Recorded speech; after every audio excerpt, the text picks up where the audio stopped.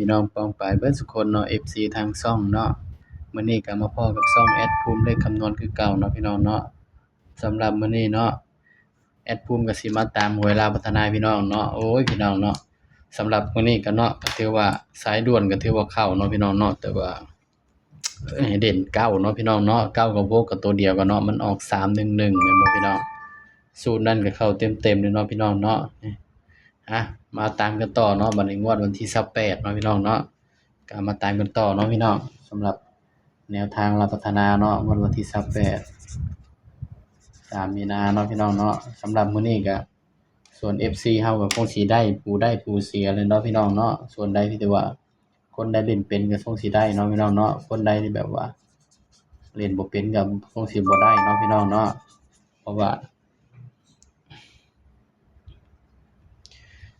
หยังลาวสายด่วนเนาะแบบแอดภูมิก็ปล่อยให้ในบ้านเขียวเนาะพี่น้องเนาะก็ให้เด่น2ตัวเดียวเนาะพี่น้องเนาะให้วิ่ง2รอง6เนาะก็มาทั้งบนทั้งล่างเลยพี่น้องแต่ว่าในบ้านแดงแอดภูมิบ่ได้มาลงให้เนาะแล้วก็ในต่อก็ถือว่าปังเนาะพี่น้องเนาะปังเบิดเนาะพี่น้องเนาะ ก็มาตามกันต่อเนาะสำหรับตัวเด่นเนาะพี่น้องเนาะงวดวันที่28เด้อพี่น้องเด้อบัดนี้มันออกหยังบัดนี้3116 26 45 11 13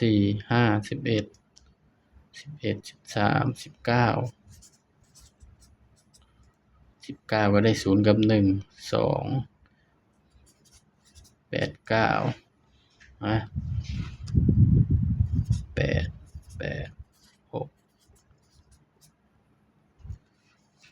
สำหรับเนาะตัวเด่นเนาะบ่ภูมิก็สิขออนุญาตเอาสูตรนี้เนาะพี่น้องเนาะ5 6 7เด่น3ตัวเลยเนาะพี่น้องเนาะเด่น3ตัวมาตัว1พี่น้อง 100%ว่ามันมาเนาะพี่น้องเนาะสำหรับเด่น3ตัวนี้เนาะนี่สำหรับมื้อนี้ก็เข้าตรงๆเลยเนาะ26เนาะพี่น้องเนาะแต่ก็ ก็สิลองใช้สูตรนี้สูตรเดียวเบิ่งเนาะพี่น้องเนาะตัวเลขก็มีเข้ามีหลุดเด้อพี่น้องเด้อว่าภูมิก็สิลองใช้สูตรนี้สูตรเดียวเบิ่งเนาะพี่น้องเนาะบัดนี้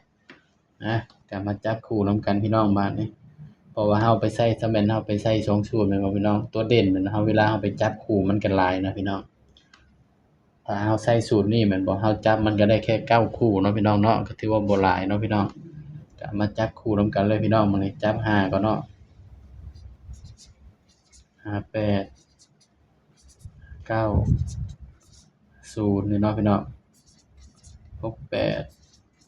69 60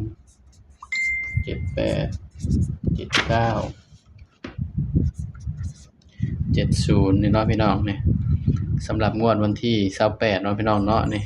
ก็ให้เด่น5 6 7เนาะพี่น้องเนาะ ให้เด่น5 6 7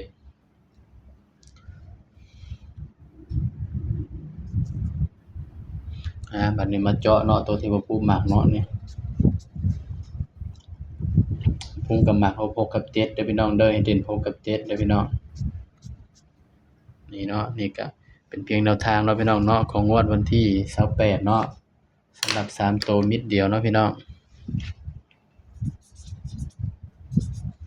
624เนาะ3ตัวมิดเดียวพี่น้องนี่นี่ก็เป็นเพียงแนวทางเด้อพี่น้องเด้อนี่สำหรับแนวทางเนาะหวยลาวพัฒนาเนาะงวดวันที่28เนาะพี่น้องเนาะนี่